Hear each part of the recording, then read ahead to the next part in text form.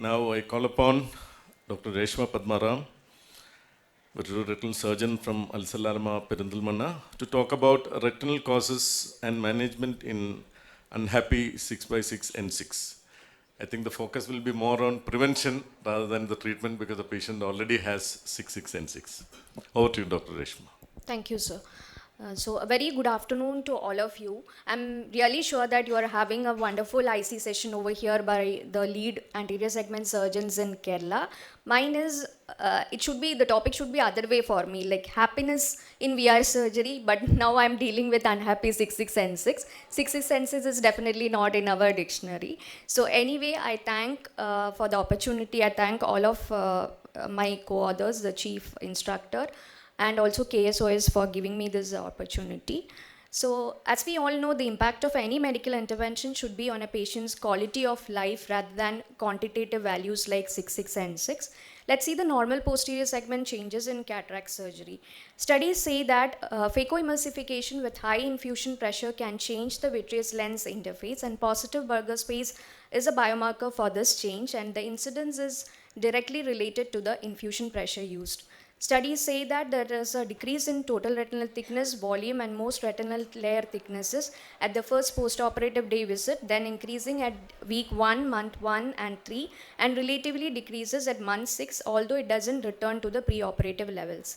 The least affected layers were the retinal pigment epithelium and outer plexiform layer. Also, there is an increase in choroidal thickness at the macular and temporal 1 mm region. It was observed 1 week following the surgery. This may be significant in cases like a known case of a CSR or in pachychoroid spectrums. Retinal detachment is estimated to occur in about 0.7% of patients even in this era of phacoemulsification. So some of the causes are floaters, flashes, epiretinal membrane, subclinical CMEs, early AMD, RD, that means a peripheral RD, can still have a 6N6, peripheral vitreous hemorrhages, and neuroadaptive failures. Neuroadaptive failure is when you put a multifocal IOL and the patient's brain is not able to adapt to such changes. There are studies which say that it might require lens exchange as well. So floaters can progress because of the accelerating PVD changes. Vitreous disturbances do occur after cataract surgery, and in a complicated case of cataract surgery, there can be cortical matter, lens particles, epinuclear plates in the cavity. So not every floater require treatment. We can give them supplements if the periphery is normal, and of course a barrage laser is indicated if there are any peripheral lesions. Vitrectomy is done only if the floaters are bothersome and if there is any inflammation due to the cortical or lens particle in the cavity or an IOP spike which is not getting treated with AGMs. So flashes, the most common cause is dysphotopsias. But if it is like a camera flash, always think about retina and see for the occurrence and frequency, and it always warrants a peripheral examination for tears and PVDs.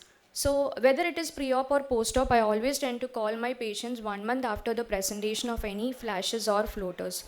So reassurance and monitoring can be done if there is no peripheral lesion. Of course, if there is a peripheral lesion, always treat with barrage laser. Epiretinal membranes, always whenever see it clinically, we have to get a pre-op OCT done. These kind of patients can have metamorphopsias even if they have 6N6, and it also can happen in post-operative period due to inflammation. It also could be a PDR or RVO. This is just to show how bad epiretinal membranes can be in diabetic retinopathy cases. This is one of our patients' pre-op OCT done before cataract surgery.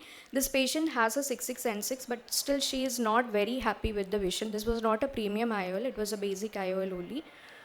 So this was one of our patients who presented to us with 6N6 vision. We can see epiretinal membrane, but somehow the patient did not turn up for a dilated examination, and see, this was what the periphery has to tell about. So this is just to show the importance of a peripheral examination.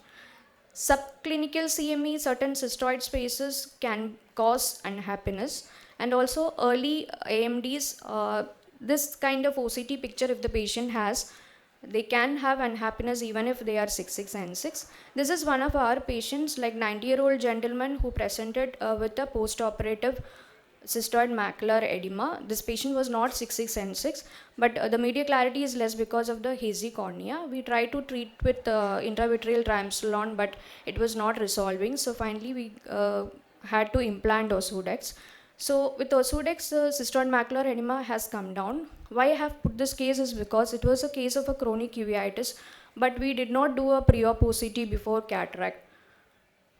Exacerbation of diabetic retinopathy or any other retinopathy is another common thing after cataract surgeries. So always assess for the pre-existing conditions like diabetic retinopathy, AMD, any membranes or interface disorders, parafoveal telangiectasias, case just like I showed a case of a chronic uveitis. And if the patient is having a history of rheumatoid arthritis, always try to ask for the duration of HCQS. If it is more than 5 years, better to do a pre-op OCT. So when to intervene is important. Definitely we all know that RD and tears cannot wait. Floaters we can safely reassess in a month if there are no peripheral lesions. Epiretinal membranes and AMDs, they usually progress very slow, but there are studies which say that AMD progression is recorded after cataract surgery. The rate increases after cataract surgery. We can follow up these patients in safe intervals of 4 to 6 months.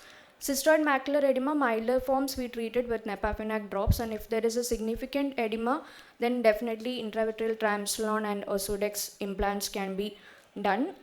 If there is a vitreous hemorrhage, assess for tears and also the periphery for any proliferative diabetic retinopathy. We can go for LIO if it is immediate post-op, or wait for 2 weeks for the contact lens assisted laser delivery systems. What I have to tell is not just OCT, a pre-op retinal evaluation is very important before any anterior segment surgery like cataract.